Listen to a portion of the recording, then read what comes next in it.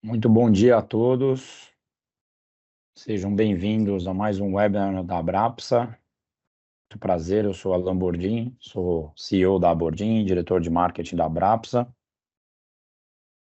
Hoje a gente tem um tema aí que está mais um tema super entusiasmante, né? E felizmente a gente conta com dois parceiros e amigos queridos aí para nos ajudarem a brilhantarem a nossa apresentação. Para quem Eu sei que hoje a gente tem, infelizmente, a gente bateu o recorde de inscrições no nosso tema, então vai ser muito bacana. Para quem não conhece, a Abrapsa é uma associação de empresas de prestadores de serviços aí no mercado brasileiro, ou seja, a gente chama de serviços administrativos, mas é bem amplo. Então, quem tiver curiosidade, depois de buscar nas redes aí, é uma associação super bacana que vem trazendo cada vez mais temas interessantes para os associados, para os nossos parceiros, para os nossos patrocinadores, também agradecer nossos patrocinadores, enfim. Mas, sem mais delongas, queria apresentar aí o nosso tema de hoje, que é um assunto que está mexendo com o mercado aí de financeiro, mercado jurídico, mercado contábil, a nova legislação de tributação das offshores. E conosco nós temos dois super especialistas, o Edson Teixeira, sócio-diretor da IRCO Rio de Janeiro, contador aí especializado no tema. Muito obrigado aí, Edson, pela participação e pela disponibilidade. E conosco também o Dr. José Henrique Longo, advogado, especialista no tema, sócio fundador da PLKC Advogados. Então, queria agradecer os dois pela presença novamente, pela disponibilidade. E como a gente tem um tempo aí, a gente costuma ter um tempo aí de uma hora e pouquinho das apresentações, queria iniciar já com os primeiros comentários e apresentações de vocês. Longo, se você fizer a gentileza aí de iniciar, te agradeço. Ok. Bom dia a todos. Inicialmente quero agradecer a Brapsa pelo convite, na pessoa do Alan, e também cumprimentar o Edson Teixeira, né, um super craque no tema. Na verdade, eu quero até fazer minha apresentação bem rápida para ter mais tempo para escutá-lo, né, porque realmente a contabilidade, vamos dizer, é a peça-chave aqui para a nova situação de tributação das offshores. Bom, eu vou compartilhar minha tela para facilitar. Vocês estão vendo a tela? Perfeitamente. Ótimo. Legal. Bom, é importante dizer, em primeiro lugar, né, que ontem saiu uma notícia que amanhã, dia 6, a Receita Federal publicará a instrução normativa a respeito da declaração do imposto de renda de 2024, cujo programa está previsto, está disponibilizado no dia 15, né? Então, a gente até, quando combinou de fazer essa apresentação, tipo assim, vamos tentar deixar lá para março, que provavelmente a gente já tem a IN, mas infelizmente a gente errou aí 24 horas na data. Então, a gente vai sem a IN aqui, apenas com base na lei e também no perguntas e respostas. E essas promessas a gente também não sabe se são cumpridas ou não, né? Enfim. Verdade. Bom, a Lei 14.754, ela trouxe dois grupos de normas tributárias, um grupo voltado para fundos de investimentos, né, que acabou com come-cotas, e outro grupo voltado para a tributação de rendimento no exterior pela pessoa física, que é o que nos interessa hoje. E a lei trouxe três modos de tributação da pessoa física: o rendimento direto, entidade não qualificada e entidade controlada qualificada. Então, no caso do rendimento direto, é quando a pessoa física tem relação diretamente com o próprio ativo que gera o rendimento. Então, para essa situação, a pessoa física vai oferecer a tributação, os seus rendimentos, pelo regime de caixa, ou seja, quando houver a efetiva disponibilização, quando vende o ativo, quando recebe os juros, quando recebe o dividendo. É mantida a regra de ganho de capital para aqueles ativos que não são considerados ativos financeiros. O cálculo deve ser feito em reais E a alíquota é aquela tabela progressiva que a gente tem para todo e qualquer ganho de capital, que vai de 15% a 22,5%, né? Naquela progressividade. Até 5 milhões de ganho, 15%, de 5 a 10 milhões de ganho, 17,5%, entre 10 e 30 milhões, 20%, e acima de 30 milhões de reais, alíquota de 22,5%. E especificamente para o rendimento financeiro, há uma uniformização de uma única alíquota. Havia, anteriormente, né, até 2023, a gente tinha insegurança com relação a que alíquota aplicar quando se recebia dividendo, quando se recebia juros, quando se recebia um cupom de um papel, e agora isso tudo está uniformizado com a alíquota de 15%. Né? É bom lembrar que a variação cambial de um depósito à vista numa conta corrente no exterior continua isento, né? Então, nós somos obrigados a fazer a atualização do saldo na declaração do imposto de renda, com a posição de 31 de dezembro, e a variação positiva do câmbio, né, é isenta na nossa declaração. Bom lembrar que o imposto de renda pago no exterior pode ser deduzido, desde que seja com um país que tenha tratado com o Brasil, ou então haja reciprocidade. Hoje o Brasil tem reciprocidade com os Estados Unidos, Inglaterra e Alemanha. Né? E uma novidade importante é que as perdas financeiras elas podem ser compensadas com os ganhos financeiros. Antes não podia, né? Então, aquilo que o contribuinte tinha prejuízo na operação, esse prejuízo era jogado fora e tributava apenas os ganhos. Agora, há uma consolidação de ganhos e perdas, né, ao final do ano, e é sujeito na declaração do imposto de renda à tributação, e se as perdas forem maior, as perdas podem ser carregadas para o ano seguinte, ou mesmo compensada com lucro das companhias offshore, né, das entidades do exterior, que geraram lucro, evidentemente. Né? Bom, entidade não qualificada. Eu vou passar depois para falar da entidade qualificada, mas é interessante saber o que é não qualificado. Né? Em primeiro lugar, é onde essa pessoa, né, entidade, quando a lei trata, ela diz que é uma sociedade personificada ou não, né, pode ser fundo, pode ser uma companhia, pode ser até uma fundação. Então, vamos dizer, é o nosso veículo do exterior. Então, em primeiro lugar, ele não está em paraíso fiscal e tem 60% de renda ativa. Quando a gente fala de renda ativa, na verdade é melhor pensar o que é renda passiva, né? Que é o contrário, é o oposto. E renda passiva é a renda vinda de royalties, de juros, de aluguéis, de intermediação, aplicações financeiras. Então, a renda ativa é realmente uma operação de um negócio. Né?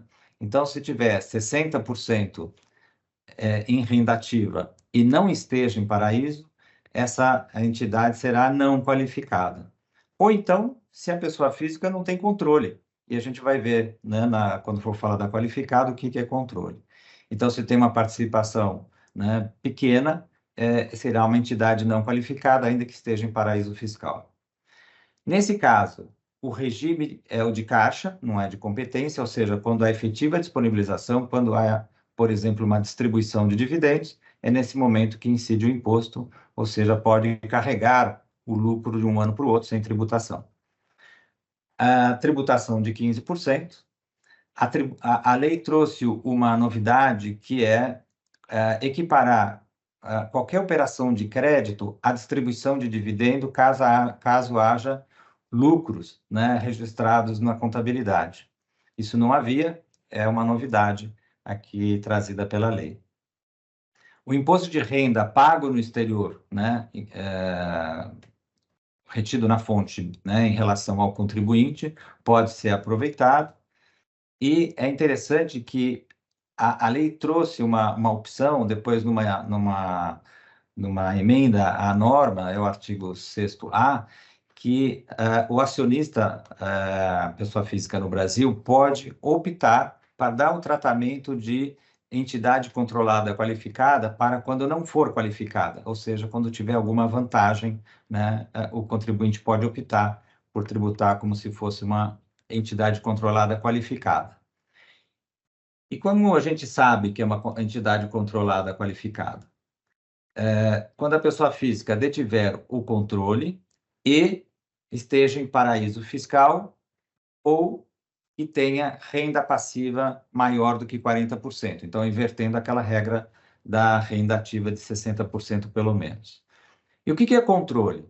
O controle basta ter a preponderância na deliberação, né, das decisões, ou então ter o poder de nomear a maioria dos diretores.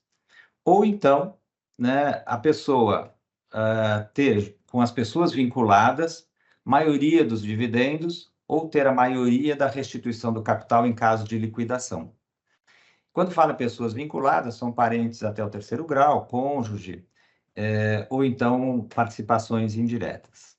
Então, na entidade controlada qualificada, o que acontece? É uma tributação automática anual. Então, apura-se o balanço, o lucro anual por balanço, e esse lucro é tributado automaticamente na declaração do imposto de renda com alíquota de 15%. Então, a entidade controlada qualificada, na verdade, ela é tributada em 3 segmentos. Em primeiro lugar, o capital social, porque o capital social não é uma aplicação financeira e, portanto, tem que apurar ganho de capital quando se realiza esse ativo. E é pelo regime de caixa também, como eu já havia falado. Aqui as alíquotas são progressivas, porque se trata de ganho de capital, e a gente pode deduzir o imposto de renda no exterior. O lucro acruado até 2023, né, ele também é tributado pelo regime de caixa, ou seja, a lei não retroagiu nesse aspecto, respeitando que a tributação ocorre com a efetiva disponibilidade. E aqui também vale a regra, o mútuo é considerado dividendo. A alíquota de 15%, e o contribuinte pode aproveitar o imposto de renda que tiver sido pago no exterior. E o lucro a partir de 24, que é a grande novidade, é aquele lucro anual em dólar, né? Pelo regime de competência, ou seja, uma tributação automática, não é opcional, e a tributação, né, ocorre junto com a declaração do imposto de renda. Então, nós fechamos o balanço em dezembro, oferecemos a tributação na declaração do imposto de renda, com alíquota de 15%, e o que pode ser deduzido aqui é, além do próprio imposto pago, né, em nome do contribuinte no exterior, é o imposto de renda pago pela entidade ou pelas suas investidas que não sejam controladas. Então, é interessante nesse aspecto aqui, que o imposto de renda da companhia offshore, ele pode ser deduzido do imposto de renda devido pela pessoa física no Brasil. Bom, algumas características, né, do lucro da entidade no exterior. Em primeiro lugar, que o contribuinte tem que informar as companhias diretas, entidades diretas e indiretas. Ou seja, para efeito de imposto de renda, é como se ele detivesse participação diretamente em todas as entidades que ele tenha controle direto ou indireto, né? Então, no meu exemplo aqui, é como se ele tivesse as ações direto da companhia 1 e a 2, apesar de que, de fato, né, societariamente, a companhia 1 é que detém a companhia 2. Outra situação é, uma vez tributado o lucro, né, ele precisa ser levado para a declaração de bens do imposto de renda. Então, no meu exemplo aqui, a gente tem um lucro tributado da offshore no ano de 2024, né, ao fechar desse ano aqui, seja na declaração lá de 2025, vamos supor, de R$500 mil. Então, até hoje isso não existia. E esse lucro, uma vez disponibilizado para o contribuinte anos depois, ele não será tributado novamente, mesmo que tenha havido variação cambial positiva, ou seja, o dólar aqui estava, vamos supor, a R$5, então fez $100 mil de lucro, e no dia da distribuição daqueles $100 mil, o dólar está a 7. Essa variação de R$2 por dólar não será tributada no futuro.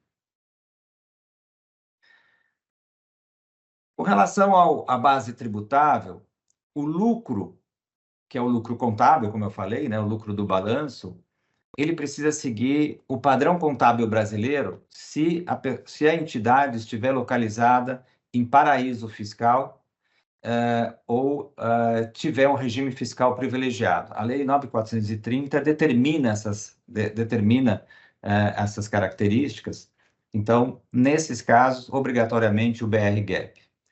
E se não estiver em paraíso, né, aí a gente pode optar, é uma opção do contribuinte, trabalhar com IFRS ou BR-GAP. É importante lembrar que para a declaração do Banco Central, a contabilidade tem que ser IFRS. E nós temos que fazer alguns expurgos, alguns ajustes para oferecer a tributação.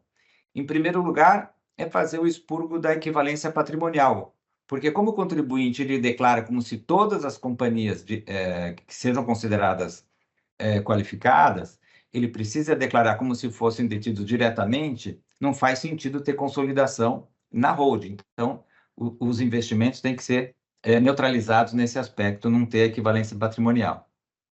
Ele pode fazer a dedução de lucro e dividendo e também de rendimentos e ganho de capital no Brasil, esses últimos desde que tenham sido tributados na fonte por pelo menos 15%. Tá? Os prejuízos até 2023 não podem ser compensados, então é aqui uma questão até de se discutir, talvez num outro fórum, a situação de legalidade ou não dessa proibição, porque o lucro eventualmente pode ser, tendo prejuízo anterior, o lucro pode ser eventualmente uma recuperação de capital que já foi uma vez tributado, mas não é o nosso foco aqui hoje. Os prejuízos de 2024, esses sim, da mesma entidade, podem ser compensados nos exercícios futuros. Os excessos de perdas da pessoa física podem ser compensados com este lucro aqui, para efeito de abater, né, na base de cálculo que fomos oferecer na declaração do imposto de renda.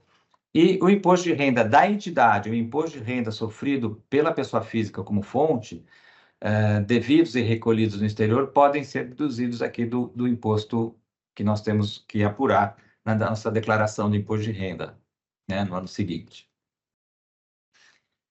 Bom, e a lei trouxe duas oportunidades na nossa declaração de 2024, ou seja, essa que nós temos que entregar até maio deste ano, né? A primeira delas é a atualização. Então, nós podemos atualizar os ativos que estavam registrados na nossa declaração em 2022 com base no valor de 2023. Então, a gente tem situações para aplicações financeiras, para imóveis, veículos, e o que nos interessa aqui hoje é pessoa jurídica. Então, no caso da entidade, nós temos que utilizar o patrimônio líquido da entidade. E como é que é o cálculo desse imposto a pagar, né, dessa atualização? É o patrimônio líquido vezes a taxa de câmbio de venda de 31/12 de 23, que é 4,84, menos o custo vezes a alíquota de 8%. Então, PL, como eu falei, é o patrimônio líquido da offshore em 31/12 de 2023, e o custo depende da origem do rendimento. Então, se aquele ativo foi adquirido com rendimento originariamente em reais, ou seja, fiz dinheiro aqui no Brasil, remeti e adquiri o ativo, eu vou usar o valor que está na minha declaração de bens, como custo. Mas, se a origem é do exterior, eu trabalhei fora, recebi uma herança de um parente que morava fora, então o cálculo é o capital em dólar vezes a taxa de 31/12 de 23. Nesse caso, né, os 8% incidiria apenas sobre a parcela que não seja capital, porque o capital está sendo atualizado a 4,84 sem tributação. O imposto, né, esse imposto tem que ser pago até 31 de maio, e nesse caso aqui também, o lucro não é tributado novamente. Então, num exemplo, a gente tem, por exemplo, ações de uma companhia que passam de 4 milhões para 6 milhões e meio, e o lucro tributado acumulado até 2023, porque ele faz parte do patrimônio líquido, né, em 31/12 de 23, por exemplo, de R$500 mil. Esses R$500 mil não serão tributados novamente. Porém, as ações da offshore estão sempre sujeitas ao ganho de capital calculados em reais. Então, esses 6 milhões e meio serão custo no momento em que houver o cálculo do ganho de capital da realização das ações. Então, a atualização, ela pode ser por ativo. A gente não precisa atualizar todos os ativos. Então, naquele exemplo lá das duas companhias, o contribuinte pode optar, por exemplo, atualizar somente a companhia 2, que, na verdade, é a companhia indireta desses acionistas. E a outra oportunidade é a transparência.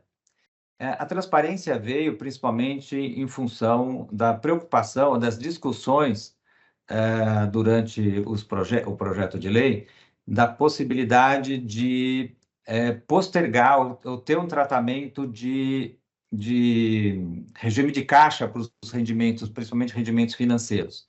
Então, a Receita Federal, em vez de, né, no projeto, em vez de trazer, por exemplo, um LALUR, né, para esse caso, preferiu dar a oportunidade de se desconsiderar a entidade controlada apenas para fins fiscais. Então, a pessoa física declara como se os ativos fossem seus diretamente, aqueles que estão dentro da companhia.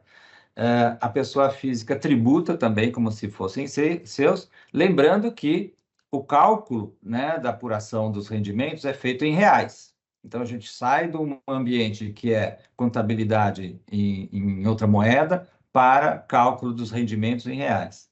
Essa opção é irrevogável e retratável, ou seja, não pode desistir. E se houver nova entidade, uma pessoa jurídica nova, ela, se houver interesse de fazer a transparência, tem que ser obrigatoriamente na primeira declaração seguinte. Então, o que acontece? Na movimentação da declaração do imposto de renda, onde havia um ativo, uma linha, né, de uma companhia, agora passa a ter várias linhas que são os ativos detidos por essa companhia, distribuídos usando aquele custo que havia da companhia, distribuído proporcionalmente por esses ativos. Então, se a gente imaginar que a pessoa utilizou tanto a transparência quanto a atualização, a gente teria, por exemplo, lá, como eu havia dito, a companhia 2 foi atualizada e a companhia 1 foi desconsiderada, vamos supor, né? E os contribuintes passam a indicar bonds, shares, um fundo, né? E é importante dizer que a lei traz que a previsão de que na transparência obrigatoriamente tem que ser feita por todos os acionistas. Então, aqui a gente não tem a situação de um acionista querer fazer a transparência e o outro não. Não vejo muito sentido nessa regra, mas é o que está previsto em lei. E é importante, então, lembrar, quando migra, né, da situação de tributação da companhia ou da entidade para os ativos diretamente, a variação cambial entra na apuração, então tudo vira em real. Se o contribuinte quiser alocar esses ativos em outra entidade, obrigatoriamente tem que entregar esses ativos a valor de mercado. E ainda que o imposto a deduzir é apenas onde há tratado, né, onde o país com tratado com o Brasil, ou então que haja reciprocidade, ao passo que na pessoa jurídica não há essa restrição e pode ser tributado, pode ser compensado, inclusive, o imposto, o imposto pago pela própria entidade. Então, bom, sendo breve, tentei ser breve, né, para seguir aqui o tempo e a gente ter tempo suficiente para escutar o Edson e também escutar aí as perguntas para a gente poder debater. Eu agradeço. Perfeito, Longo. Muito obrigado, super esclarecedor. Enquanto o Edson prepara aí, só avisar, pessoal, quem tiver perguntas, podem escrever no chat. A gente vai fazer está deixando as duas apresentações primeiro e depois a gente vai ter as perguntas no final. Vamos ter um tempinho para as perguntas, tá? Então, quem tiver questões, gentileza, escrever no chat e a gente vai moderar essas perguntas aí no final. Maravilha, muito obrigado, Longo. Edson, aí com você. Estamos vendo sua tela já, acho que só precisa colocar em modo apresentação, por favor. Bom, obrigado, Alan. Primeiramente, obrigado, bom dia a todos. Quero agradecer aqui a Abrapsa pelo convite, aqui agradecer o Alan por estar moderando esse nosso evento, né? E em nome e por ele, né? Agradecer aqui muito a Abrapsa. Agradecer também aí o José Longo pela excelente apresentação. Já aprendi bastante aqui, algumas coisas muito importantes que vão em linha do que eu vou comentar aqui. Uma breve apresentação, eu Provavelmente trabalho com contabilidade há muitos anos, né? Tenho uma experiência longa no tema dos mais variados aí, quando se fala de contabilidade, né? Eu hoje sou sócio da ICO aqui no Rio de Janeiro, responsável pela unidade do Rio de Janeiro.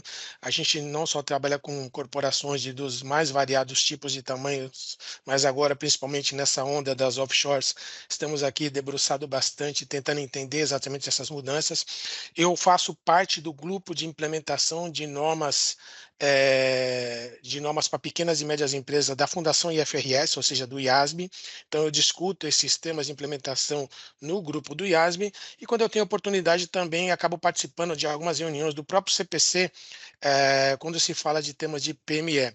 Então, os assuntos que eu vou comentar com os senhores aqui hoje estão muito alinhados com as discussões que nós tivemos recentes, inclusive no ano de 2023, tivemos mudanças importantes nas práticas contábeis aplicadas aqui no Brasil, que eu vou trazer aqui para vocês, no sentido de tentar esclarecer e entendermos melhor quando se fala do contexto de contabilidade frente a essa nova lei, ok? Sem mais delongas, vamos direto ao tema. Eu vou partir de um slide que o Longo apresentou agora há pouco, quando falou ali da contabilidade, e eu vou me ater especificamente a falar agora de assunto contábil. Então, os assuntos fiscais, eu não sou o especialista fiscal, o especialista aqui é o Longo, eu vou deixar ele responder as perguntas fiscais, né? Eu vou me ater à parte contábil, então a parte mais difícil eu vou deixar para ele. Quando se fala da obrigatoriedade de escrituração contábil no Brasil, segundo ali essa nova lei, ela diz o seguinte, refraseando aqui um pouco que o Longo já comentou, né? Ela diz lá no seu artigo 5º, no inciso 10, ela fala que os lucros das controladas serão apurados de forma individualizada em balanço anual da controlada. Isso aqui, inclusive, para fundos de investimento. Ela deixa bem claro que deve ser elaborado com observância ao quê? Com observância ali aos padrões internacionais, as IFRS, e também, ou os padrões contábeis brasileiros a critério do contribuinte. Isso aqui para entidades de forma geral, vamos dizer assim, como o Longo já colocou. Porém, ela também fala que deve ser observados os padrões contábeis brasileiros para aquelas entidades que estão em paraísos, localizados em paraísos fiscais, né? O que eu ressalto aqui é esse a critério do contribuinte. Isso aqui vai trazer uma grande discussão aqui para a gente, porque esse a critério pode ser uma palavrinha solta aqui, mas vai dar muita discussão e vai dar margem a algumas interpretações e também a própria aplicação de qual é a regra contábil que eu vou usar. Então, isso aqui é muito importante para a gente. Mas o que é importante?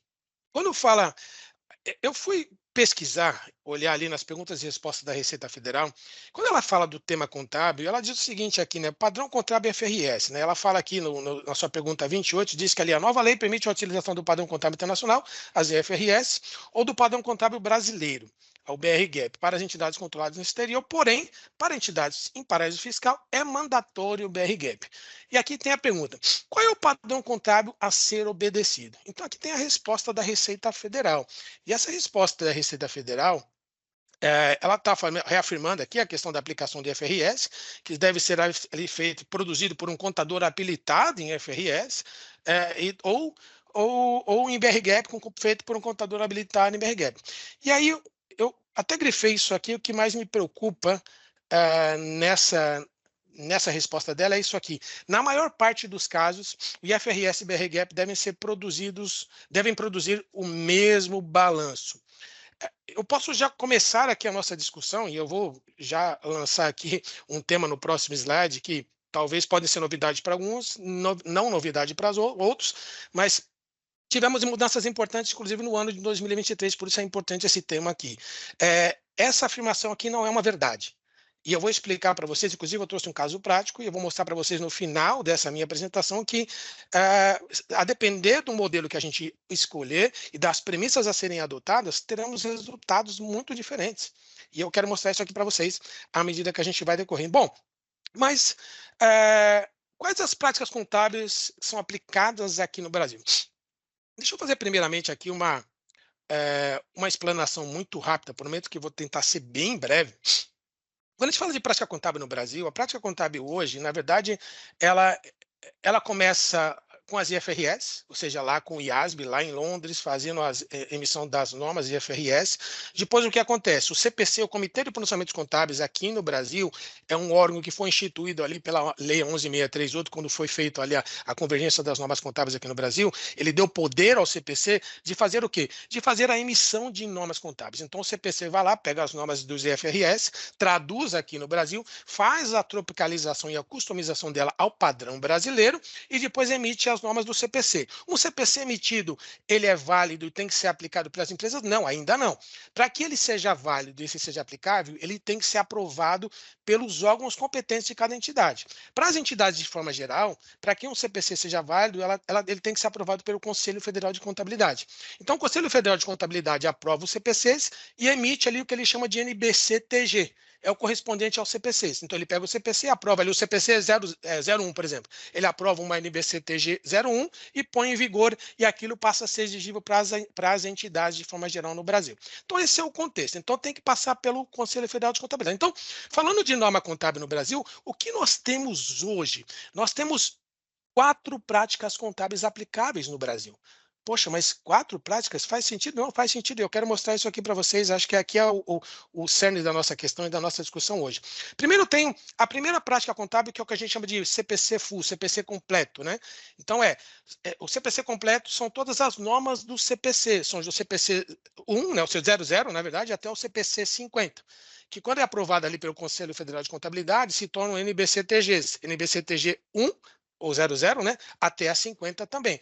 E essas normas completas, que se eu somo todas elas, dão mais ou menos umas 3 mil ou 3 mil páginas, mais ou menos, elas são aplicáveis a quem? As empresas de grande porte ou as empresas com obrigação pública de prestação de contas, ou seja, as companhias abertas ou as de grande porte. O que é grande porte, segundo a 11.638? Ela que define o conceito de empresa de grande porte. São aquelas empresas que têm faturamento superior a 300 milhões anualmente, ou seja, de acordo com o resultado do anual do exercício anterior, né? Se a receita for superior a 300 milhões ou o total de ativos superior a 240 milhões, essas empresas são consideradas de grande porte, então elas são obrigadas a aplicar o CPC completo. Ou mesmo se ela não tiver esses números, ou seja, tiver faturamentos inferiores, mas tiver obrigação pública de prestação de conta, o caso das companhias abertas, os próprios fundos de investimentos aqui no Brasil, as entidades, algumas entidades financeiras e por aí vai, essas entidades, independente do tamanho, por ter exposição pública, também tem que aplicar o CPC completo. Legal. Esse é por primeiro range ali de empresas, né? Ou seja, um número limitado, onde no Brasil não são muitas empresas que estão nesse de grande porte, ou com obrigação pública de prestação de contas. Eu tenho o segundo nível, que é um número um pouquinho maior de empresas que estão ali com receitas, com receita bruta entre 78 milhões e 300 milhões. Essas empresas, elas poderiam aplicar o CPC full? Sim, poderiam aplicar o CPC completo, mas as regras contábeis dão a elas a opção de aplicar o CPC PME, que, aprovado pelo Conselho Federal de Contabilidade, se tornou NBC-TG 1000. Então, essa norma é uma norma focada em pequena e média empresa. Ou seja, essa norma, na verdade, ela é focada mais em média empresa. Então, ela é uma simplificação da norma completa. Então, ela tem algumas classificações e mensurações e também divulgações mais simplificadas e diferentes do CPC completo. Por outro lado, isso aqui são as normas que eu tenho no CPC, que depois são aprovadas pelo Conselho Federal de Contabilidade. Porém, o Conselho Federal de Contabilidade, no ano de 2023, foi um pouco mais longe. Ele diz o seguinte, olha, tem algumas empresas que são muito pequenas, e eu sou microempresas, que eu preciso dar um tratamento diferente a elas. Então, para dar um tratamento diferente a elas, o que ele fez? Ele emitiu 2 normas ao longo e passou a valer a partir de 1º de janeiro de 2023. A primeira norma foi exatamente a NBC-TG 1001. Note, ela não tem correspondência com o CPC, porque ela foi criada diretamente pelo Conselho Federal de Contabilidade. Até passou nas discussões do CPC, porque eu participei de algumas reuniões, mas ela foi emitida pelo Conselho Federal de Contabilidade. E qual a vigência dela, na verdade? Ela é aplicável para a NBC-TG 1001. Ela é aplicável para pequenas empresas. Pequenas empresas, no conceito dessa norma, são aquelas empresas que têm faturamento acima de 4,8 milhões ou inferior a 78 milhões. Essas empresas poderiam aplicar esse NBC-TG 1001. E as microempresas que poderiam, que é um número muito maior, então, né? Dá para ver pelo gráfico aqui, eu coloquei em ordem, né, de quantidade, quanto menor a empresa, maior o número de empresas que a gente tem no Brasil.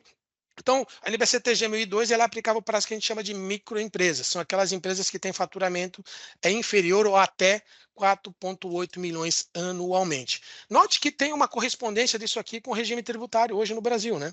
Então, ou seja, as microempresas estão ali mais ou menos na faixa do regime tributário do Simples Nacional, as ali pequenas empresas estão na faixa ali do lucro presumido, e as que estão ali, com médias, né, que aplicam CPC, PME ou FU, já estão ali na base do lucro real. Então, tem uma correspondência. E por que essa correspondência? E por que essa criação dessas novas normas?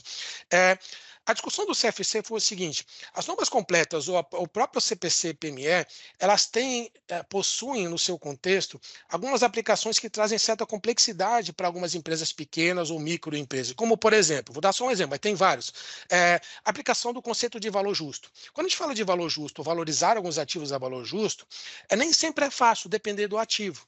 Então, o valor justo, ele inclusive tem uma norma específica no próprio CPC-FU que dá as determinações de como fazer a valorização do valor justo. Eu posso ter um valor justo que é facilmente observável porque ele é disponibilizado por alguma instituição, ou um valor justo que eu tenho que criar internamente com base em premissas. Isso é custoso, às vezes eu preciso contar com um especialista. Para que não tenha todo esse trabalho, custo maior do que o benefício da informação, o Conselho Federal de Contabilidade permitiu que essas empresas pequenas e também microempresas passassem a utilizar uma norma mais simplificada que não precisasse aplicar alguns conceitos que estão previstos na completa, como, por exemplo, elas poderiam, para algum determinados ajustes, ao invés de usar valor justo, poderiam usar o custo, ou seja, esses ativos valorizados ao custo. Notem que isso traz diferenciação não só na classificação, na mensuração dos ativos e também dos passivos. Tá? E, fechando aqui, se eu olho para o outro lado, para fins das FRS, que são emitidas lá pelo IASM, correspondente, ou seja, eu tenho os FRS completos, que são correspondentes, ou seja, similar ao que a gente tem aqui, o CPC-FU, são basicamente, eles cuidam dos mesmos tipos de entidade, ou seja, são normas similares, e lá fora eu tenho basicamente o IFRS SME, o IFRS Small and Medium Entity. Lá para fins do IASB ou para fins do IFRS, eu não tenho essa segregação que eu tenho no Brasil, nem em patamar de receita, ou seja, por qualificação por patamar, ou seja, por tamanho de receita, e lá o que eles chamam de pequena e média empresa, ou seja, quem pode aplicar o PME lá fora, é toda e qualquer empresa que não tem exposição pública. Se tem exposição pública, tem que aplicar o IFRS FU. Se não tem, poderia aplicar o IFRS SME. Essa é a premissa do IASB, a premissa do IFRS Foundation para a aplicação das normas lá fora. Está vendo que eu tenho uma divergência, inclusive, da própria aplicação aqui no Brasil. Mas no Brasil é isso que nós temos. Como eu volto a dizer, temos um conjunto de 4 normas contábeis no Brasil. Mas o que é mais importante? Se vocês até tiverem curiosidade, onde é que está isso aqui descrito? Exatamente como eu coloquei aqui no gráfico. É só olharem lá na ITG 1000, do Conselho Federal de Contabilidade, está exatamente essas premissas aqui dizendo qual norma é aplicável para cada tipo de empresa. Essa ITG 1000, tá, se vocês olharem, é só entrar no site do Conselho Federal de Contabilidade, na parte de legislação, norma contábil, você vai ver exatamente essa instrução lá do Conselho Federal de Contabilidade de que norma aplicar. Mas o que é mais importante é o seguinte, essas normas possuem os mesmos critérios contábeis? Eu já meio que antecipei, não, elas são diferentes, elas têm classificações diferentes dos ativos e dos passivos e também têm mensurações diferentes dos ativos e passivos.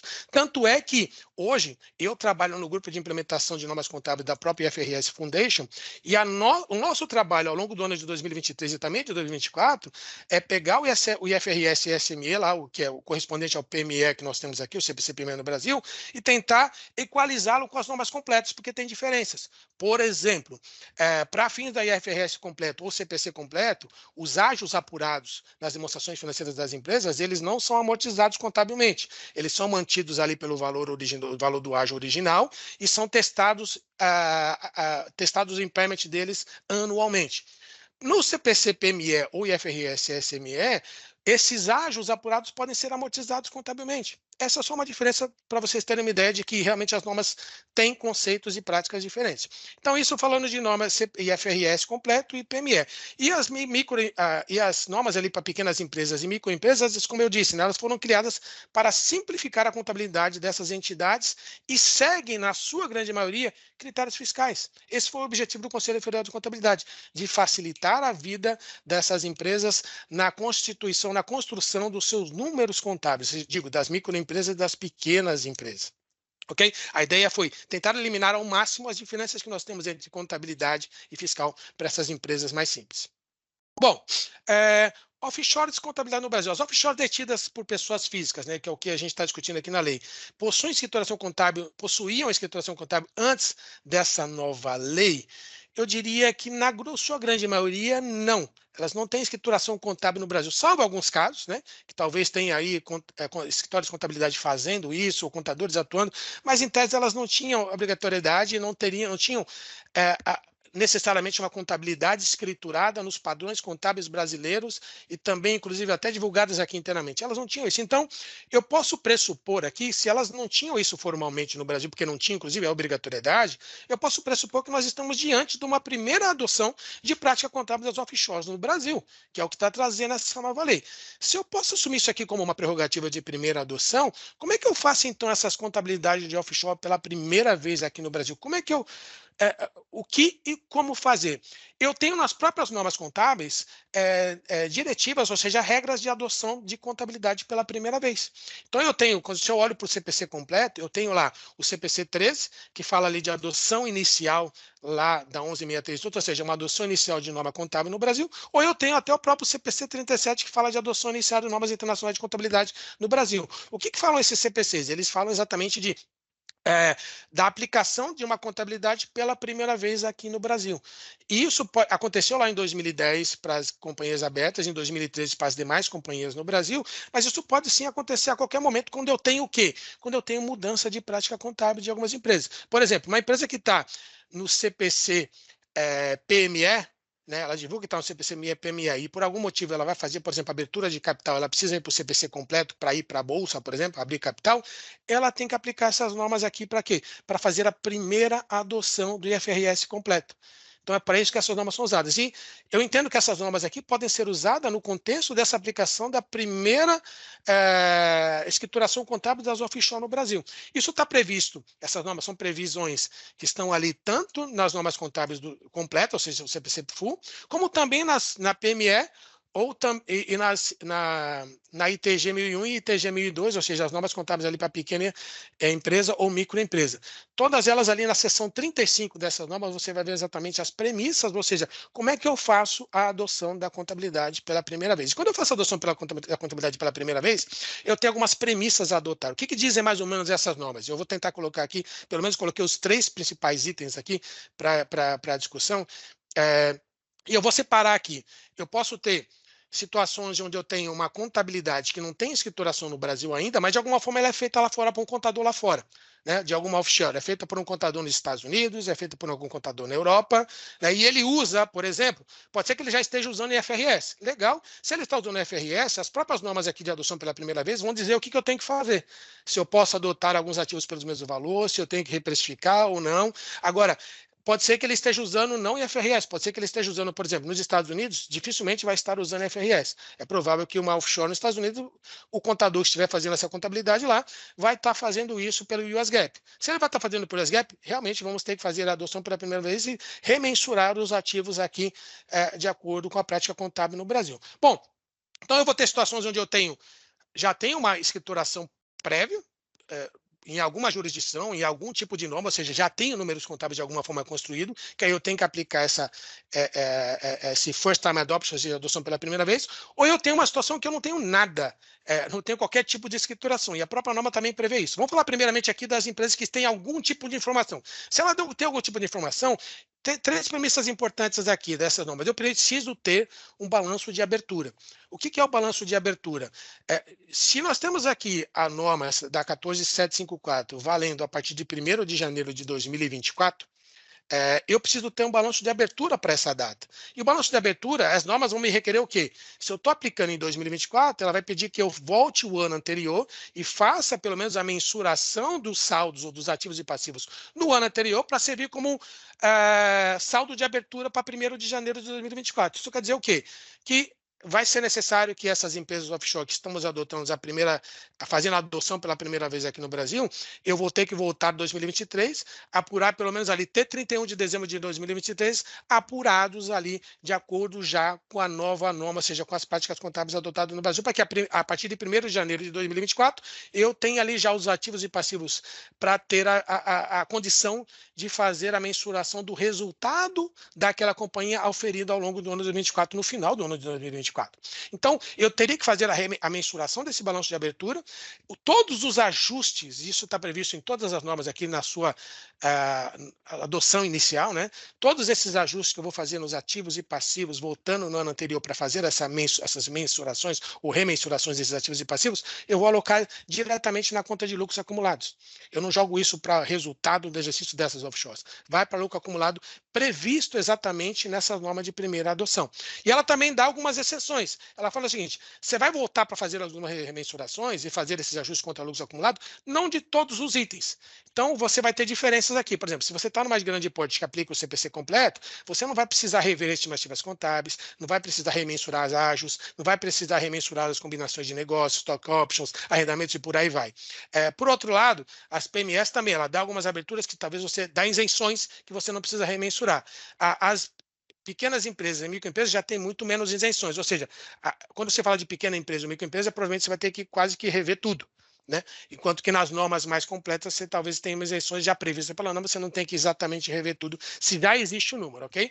Isso, de novo, se já existe o número, mas vamos supor que não exista número dessas offshore por algum motivo. Se não existe, o que as normas prevêem, tanto a ITG 1001 e 1002, ela diz que é preciso elaborar ali um balanço especial de abertura. Com base em quê? Com base no inventário geral, que a gente chama de flash start, né? Financial statements, isso aqui no mundo contábil, que é o quê? Tentar apurar ali as informações contábeis, ou seja, reconstruir a contabilidade com muita prudência e com o máximo de fundamentação possível, com base em documentos externos que sejam possíveis de mensurar. Então, ou seja, levantar todas as informações, fazer um inventário geral não só dos ativos e passivos que existem e tentar mensurá-los. Obviamente, aquelas informações que não forem possíveis mensurar, você não pode considerar. E ela, inclusive, dá um expediente prático. Em casos onde exista já informação no âmbito fiscal desses ativos e passivos, ou seja, se a informação fiscal já existe, ela dá como expediente prático, no primeiro momento de adoção, eu poderia usar o número fiscal. Olha que interessante isso, né? Legal. Então, já falei de uma empresa que teria algum tipo de demonstração e a empresa que não tem nada. O que fazer, né? E aí vem uma coisa importante aqui. Falando de offshores, eu vou falar de dois assuntos aqui, talvez são os mais comuns para facilitar, para não ficarmos aqui muito, senão vai demorar aqui 2, 3 horas de webinar. Vou falar de dois assuntos específicos que são os mais comuns nas offshores de brasileiros investindo no exterior. Vou falar aqui de ativos financeiros e vou falar de ativos fixos, imóveis, né? Quando a gente fala de imóveis, se a gente for adotar fazer essa primeira adoção aqui das normas contábeis no Brasil, eu tenho opções, ou seja, o que é opção?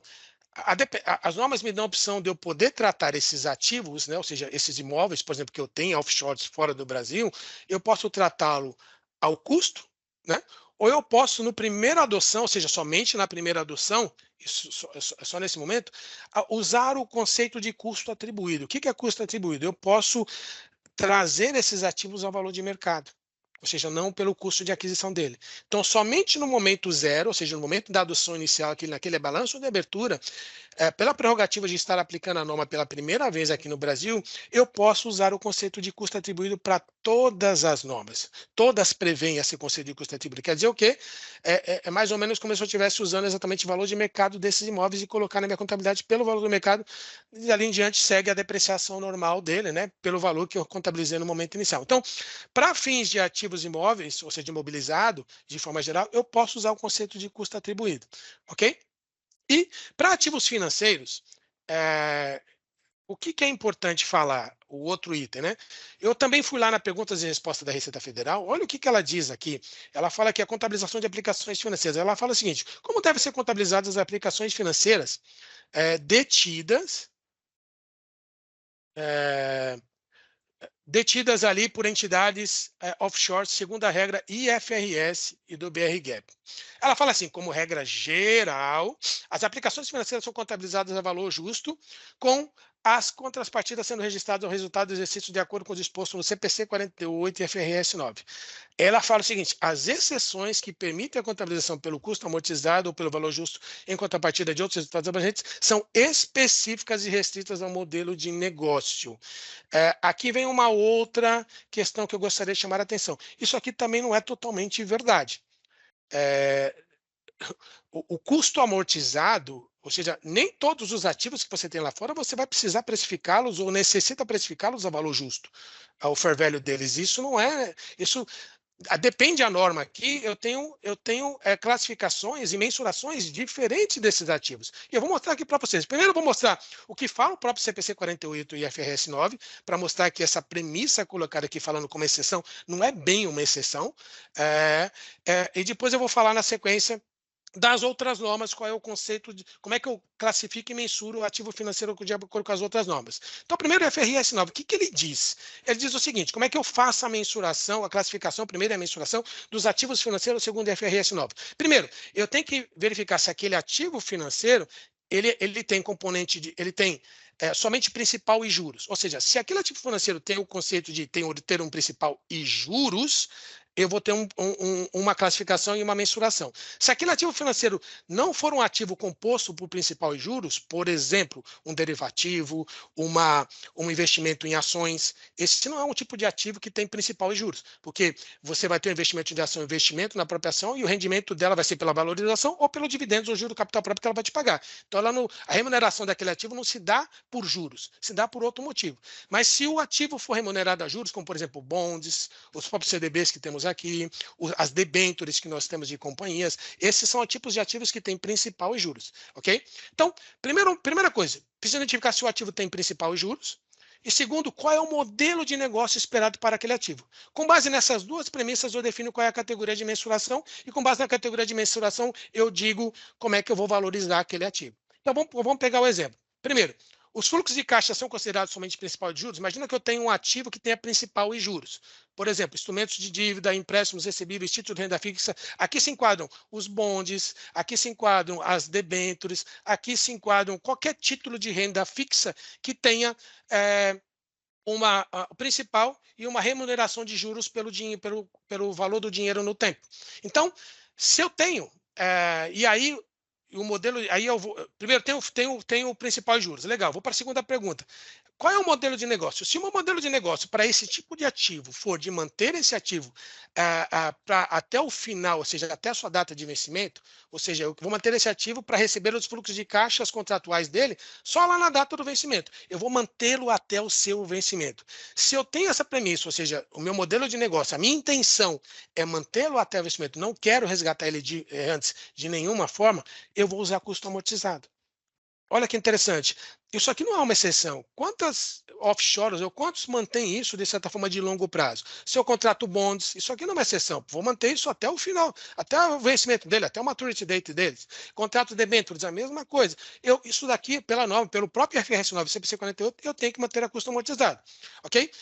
Porém, se o modelo de negócio for de manter ao vencimento, mas eu também quero vender porque, de alguma forma, eu quero se manter até o vencimento, mas se eu tiver uma oportunidade de enxergar esse ativo no mercado, por o valor de mercado desse ativo estiver vantajoso, eu quero vender e realizar aquilo ali naquele momento. Se a condição for essa, que isso pode acontecer, por exemplo, por mais que eu tenha um papel, uma debênture e um bond, que ele tem um valor de principal mais um juros, e eu tenho ali os juros até o final, vai me dar um valor X, todos esses títulos têm valor de mercado, eu posso vendê-los a qualquer hora. E o valor de mercado não ou seja, exatamente o valor que você vai receber lá na frente. O valor de mercado ele é precificado pelo mercado, é pela famosa pela famosa questão da oferta e procura do papel.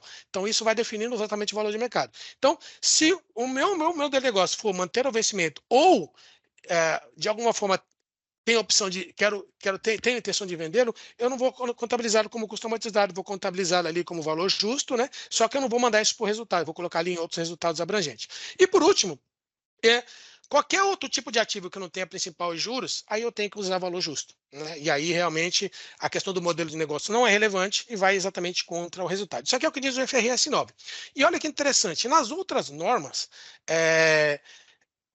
elas não têm previsão do conceito de modelo de negócio que está em FRS 9, que até a própria Receita Federal comenta ali nas respostas e perguntas e respostas dela. Os outros já em tese, né, eles são muito mais simplificados, eles já oferecem para alguns tipos de ativos, principalmente os de renda fixa, né, que você use o custo amortizado, porque não tem o conceito de modelo de negócio. E se fala o custo amortizado, porém, você pode utilizar o valor de mercado se aqueles títulos, valores imobiliários forem de companhias abertas e que você tem, na verdade, o valor observável dele de forma muito fácil e objetiva, mas pode, não é obrigado, entende? Ou seja, você pode usar o custo amortizado para esses tipos de ativo, de novo, contrariando o que está dizendo ali as perguntas e respostas da própria Receita Federal. Então, dependendo do modelo que eu usar, eu posso ter resultados diferentes. Para isso, até só para tentar encerrar aqui, ser objetivo para vir para as perguntas, eu trouxe um caso prático. Olha que interessante, tentar simular aqui com vocês aquilo que eu disse no início. A depender do modelo contábil que eu escolher, dependendo das premissas que eu adotar, eu posso ter resultados diferentes dos mesmos ativos de uma mesma offshore. Olha só que interessante. Vamos supor que eu tenho aqui uma offshore lá nos Estados Unidos, e essa offshore ela contém 2 ativos ali. Eu mandei basicamente 1 milhão. Vou usar aqui dólares, eu não vou fazer todos os cálculos em dólares, para não trabalharmos aqui com variação cambial, para deixar o exemplo bem didático. Coloquei aqui $1 milhão e mandei para lá, e desses $1 milhão eu tenho um imóvel de 600 mil e bonds de 400 mil. Essa basicamente é a composição dos ativos dessa offshore, ok? E essa offshore, ela tem receita inferior a 4,8 milhões. Se ela tem receita inferior a 4,8 milhões, olha só que interessante, eu posso usar qualquer norma. Porque se está 4,8 milhões, eu posso usar o CPC, o NBCTG 1002, ou a 1001, eu posso usar o CPC-PME, ou posso usar, inclusive, o CPC completo, o full, né? Porque é opção minha. O que não pode é o inverso. Se a empresa está ali com faturamento, ou seja, tem receita superior a 300 milhões, ela não pode usar as normas de baixo, ela só pode usar o CPC completo, ok? Mas eu estou lá embaixo, tenho uma receita bruta de 4,8 milhões, então eu tenho a opção de usar qual norma eu quiser. Realmente é isso que eu posso fazer. Então, se eu posso usar qualquer uma delas e eu tenho esse tipo de ativo, então vamos já dar as premissas aqui. Vamos supor que eu faça esse investimento aqui de 1 milhão, de 400 em bonds e 600 em imóvel, exatamente no dia 1º de janeiro de 2024, também para facilitar o nosso exemplo didático aqui. E aí, o bonds tem ali uma remuneração de 5% ao ano, então o valor da transação é 400 em 1º de janeiro de 2024. Se eu considerá-lo pelo custo amortizado, ou seja, pela curva do papel, eu vou ter ali em 31 de dezembro de 2024, 420 mil. Porém, o valor justo desse título no mercado, de novo, só para fins didáticos aqui, vamos supor aqui que ele seja 450 também lá em 31 de dezembro de 2024. Ou seja, a curva do papel é uma e o valor justo é outro. Os valores não são iguais, né? E, por sua vez, o imóvel, eu paguei ele aqui, ou seja, o valor da transação na data da compra é de 600 mil em 1º de janeiro de 2024, como eu disse para vocês. E o custo atribuído dele, ou seja, o valor de mercado dele em 31 de dezembro, vai ser 800 mil. E o custo original depreciado dele, ou seja, se eu fosse pegar o custo original, que é o 600, mais a depreciação dele, que dá mais ou menos 4% ao ano, vai me dar 576. Né? Então, esses aqui são os valores só de referência aqui para a gente. Os valores iniciais de 400 e valores, se eu for usar, dependendo do modelo, em 31 de 2024, quais seriam, ok? Aí, olha só que interessante. Vamos adotar aqui algumas premissas. Vamos fazer o cálculo por 3 normas, pelo CPC completo, pelo CPC-PME e pela ITG 1001, para pequena empresa, ok? Vamos supor que esses bonds, eu não quero mantê-los até o vencimento, eu quero vendê-los a qualquer momento. Okay? Se eu quero vendê-los a qualquer momento, a norma IFRS 9, ela vai me dizer, pelo modelo de negócio que eu quero vender a qualquer momento, que eu tenho que fazer a valor justo. Okay? Então, vamos supor que a premissa aqui, os bonds, eu vou usar valor justo. E aí, eu vou usar como premissa aqui também, para esse imóvel, que eu vou usar a premissa de primeira adoção da norma e quero que os imóveis sejam valorizados no conceito de custo atribuído, ou seja, valor de mercado. Porém, no CPC-PME, como eu não tenho modelo de negócio, e aqui é um título de renda fixa, com data de vencimento, sei lá, em X anos, eu não sou obrigado a fazer o valor justo dele. eu posso sim manter ele a custo amortizado, inclusive é o mais recomendado, porque eu não tenho um modelo de negócio como no CPC-FU que me obrigaria a fazer ele a valor justo. E o imóvel, eu quero também adotar a premissa aqui de primeira adoção, adotá-lo como o custo atribuído, também o valor de mercado para fins didáticos aqui também. E por último, o NBCTG 1001, eu vou também usar custo amortizado, porque eu não tenho o conceito de modelo de negócio nessa norma. Só que, diferentemente dos demais, eu não quero usar o custo atribuído. Eu quero usar o custo original depreciado. Eu quero manter o valor original dele lá e depreciar depreciar o valor exatamente que eu paguei. Adotando as normas aqui diferentes e as próprias premissas que também eu tenho a opção de adotar segundo essas normas, né? Olha só que interessante.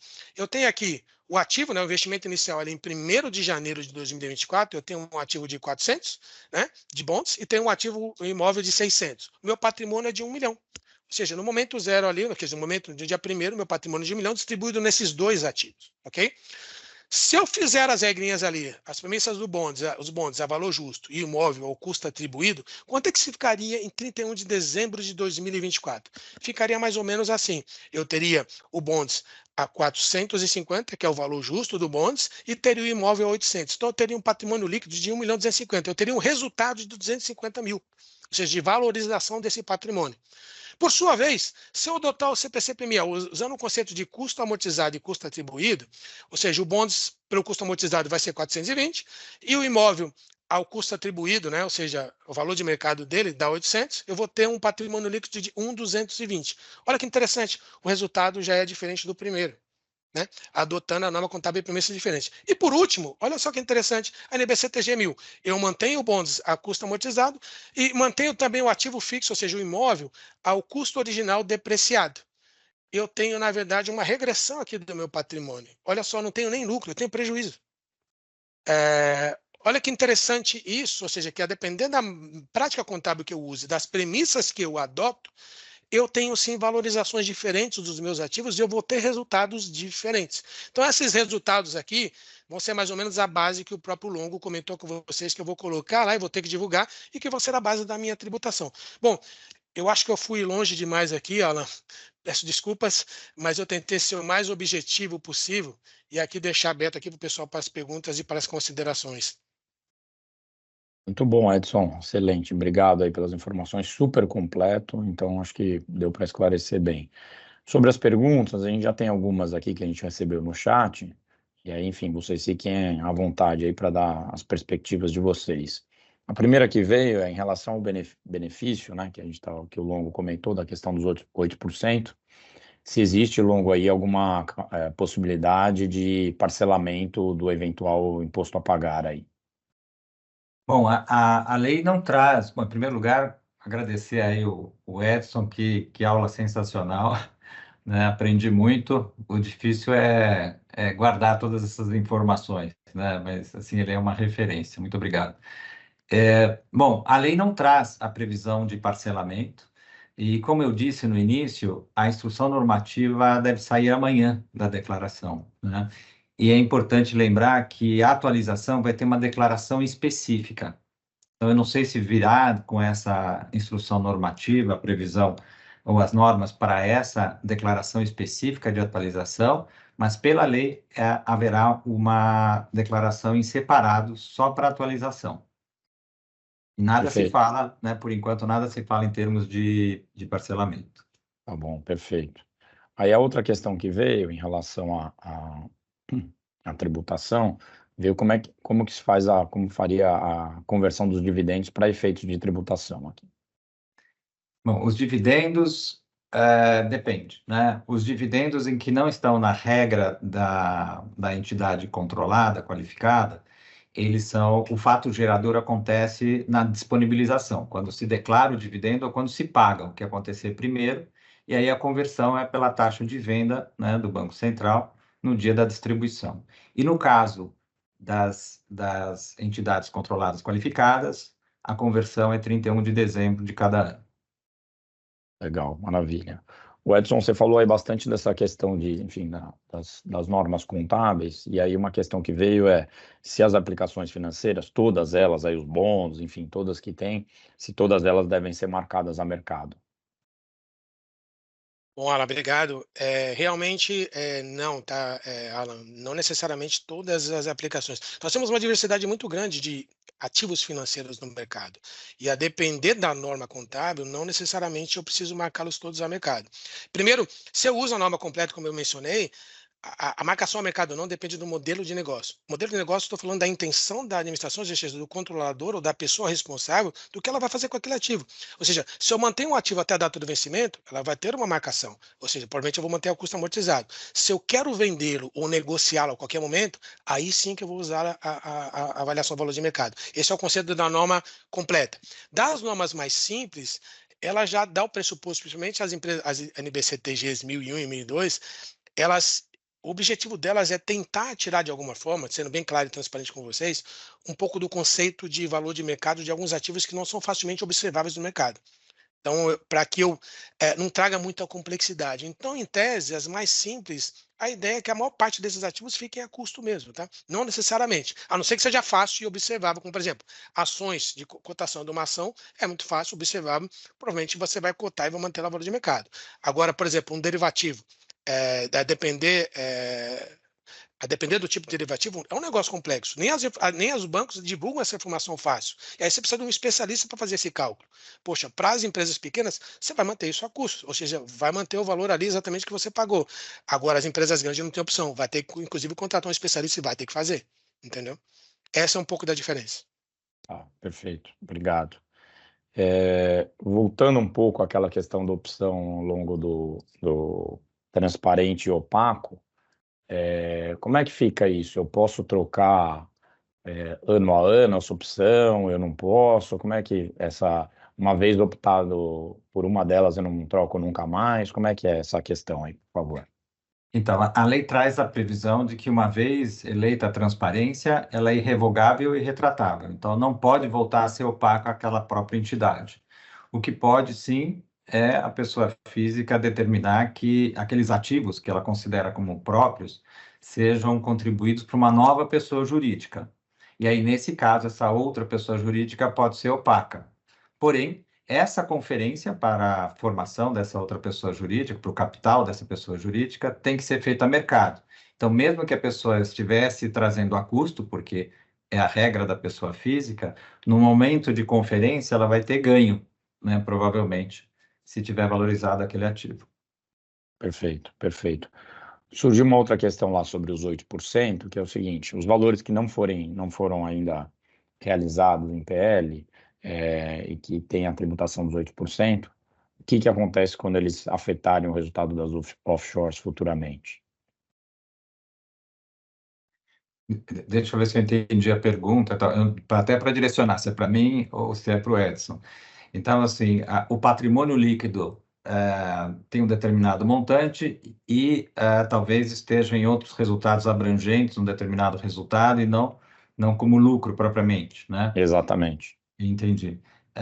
Não sei se a instrução normativa vai trazer essa previsão, mas pelo espírito da norma, uma vez que tributou, né, algo que não seja assim, a atualização do capital, que tem tributação da variação cambial, a parcela que é considerada de resultado, de lucro, né, isso não será tributado novamente. Então, não me parece fazer sentido, ainda que esteja, pelo simples fato de estar numa outra linha, né, do grupo do patrimônio líquido, quando migrar para a linha de resultado, ele sofra nova tributação. Perfeito, maravilha, obrigado. Eu acho que a gente pode ir indo para as considerações finais, enfim, para também a gente não estourar muito o tempo que a gente tinha previsto. Edson, você aí como contador / professor aí, o que você sugere, né? Enfim, quais são as suas considerações para efeito de realmente de ter uma contabilidade assertiva das offshores? A gente tem também aí, logo em breve, antes da declaração do imposto de renda, nós temos a DCBE, que vários clientes têm que entregar agora em 5 de abril. Então, aí sugestões e considerações finais aí que você gostaria de fazer para os nossos amigos aqui. Agradecer já a audiência, A gente está com mais de 100 pessoas assistindo aí o webinar de vocês, então muito obrigado à audiência de todos. Vamos aí para as considerações finais, Edson, por gentileza. Bom, Alan, muito obrigado. Eu agradeço, em nome da ICO, a Brapsa pelo convite. Fico muito honrado de estar participando aqui, dividindo esse evento aqui contigo e também com o José Longo, ou seja, não só apresentei uma parte, mas aprendi bastante aqui. E esse é um tema, como consideração final, esse é um tema bastante importante. Talvez a principal consideração que eu deixaria aqui para todos que vão ser afetados de alguma forma, né, por essa nova lei, é que não deixem essa discussão lá para frente, muito para o final, que essa discussão já aconteça com bastante antecedência, porque nós temos muitas questões a serem avaliadas, discutidas e definições a serem tomadas com antecedência. Como eu coloquei aqui, por exemplo, qual a norma que vai ser enquadrada para fazer a contabilidade? Segundo, quais as premissas que serão utilizadas, inclusive, para a valorização dos ativos e dos passivos que, porventura, existam nas offshore. Tudo isso tem que ser feito com certa antecedência e com muita discussão, porque algumas delas, inclusive, têm a ver com a própria intenção do próprio controlador, ou do próprio dono proprietário da offshore. Então, isso tem que ser discutido para que lá na frente não seja penalizado, inclusive usando algumas prerrogativas da própria norma, como, por exemplo, fazer as atualizações agora com antecedência, para você usufruir, por exemplo, de uma redução na alíquota no momento agora, ou seja, para 31 de dezembro de 2023, que, se não me engano, o Longo depois pode confirmar, temos uma data limite para fazer isso. Passou essa data, já não tem mais, você vai ser tributado depois a 15% lá na frente. Então, é a antecedência para fazer pelo menos um estudo, uma avaliação, eu acho que é importante. E para isso, contavelmente, com contadores, contabilidades qualificadas que consigam te ajudar nessa mensuração, nessa avaliação. E eu digo mais até, Alan, esse é um trabalho que tem que ser feito em conjunto, né? O famoso advogado e o contador, porque tem premissas aqui jurídicas de interpretação da própria lei e tem a questão da interpretação da prática contábil a ser aplicada. Então, as duas juntas, ou seja, o conjunto, é que vai dar a tranquilidade e a suficiência do que vai ser adotado ali para o usuário final, seja para o contribuinte ou o responsável pela offshore. Maravilha, perfeito. Muito obrigado aí novamente, Edson. Longo, suas considerações aí, vamos dizer, os seus alertas finais aí para a turma. Eu acho que a questão da atualização é um tema que tem gerado bastante questionamento por parte dos clientes, porque tem um prazo fatal, né, 31 de maio, e eu imaginava que pouquíssimas pessoas fariam atualização, mas está me parecendo que não é tão pouco assim, né? Não é a maioria, mas também não é pouco. E cada um tem o seu motivo, né? Cada um tem a sua justificativa, ainda que se faça um pouco de conta, né? Assim, por quanto tempo vai manter esse patrimônio dentro dessa estrutura? 15% daqui a 10 anos, talvez trazido a valor presente seja menos do que 8%, mas também tem outras considerações a serem feitas. Por exemplo, a parte de ganho de capital, né, na liquidação do capital, a conta é 8 contra até 22,5, não contra 15. Não sabemos se a alíquota de 15% será mantida no futuro. Então, tem muitas variáveis aí que podem implicar numa decisão de eventualmente fazer essa atualização, né? Então, é uma informação que eu não havia dado, mas eu acho que é interessante a reflexão. E com relação às considerações finais, né, eu concordo com o Edson no sentido de que é importantíssimo, neste momento, ter bons profissionais ao seu lado, né, no sentido de ter um bom contador e um bom consultor tributário, seja advogado ou não, né, para a declaração do imposto de renda, porque esse é o pontapé inicial, e como a gente viu, né, assim, a primeira adoção é importantíssima, e não dá para deixar isso para o final do ano, porque a gente precisa do balanço de abertura, né, para a gente chegar em final de 24, a gente conseguir fechar o quadro da melhor maneira possível, né? Então era isso, e novamente eu agradeço o convite, fiquei muito honrado de participar, e estou às ordens aqui para perguntas, caso venham por e-mail, WhatsApp e tal, estou sempre à disposição. Legal, obrigado, Longo. Só lembrando a todos, né, que as apresentações vão ser divulgadas nas redes sociais da Brapsa, e acho que é isso, né, o espírito da Brapsa é isso, é um espírito de prestação de serviço, e quem participou do webinar viu que tem a necessidade realmente de atualização constante dos profissionais. E mais uma vez, eu acho que são trabalhos que vão ser desenvolvidos, né? Contadores e advogados em conjunto, consultores financeiros. Então acho que tem uma oportunidade aí para diversas áreas de prestação de serviço e lembrar os clientes para a gente realmente não deixar as coisas para a última hora, que é um assunto complexo e novo.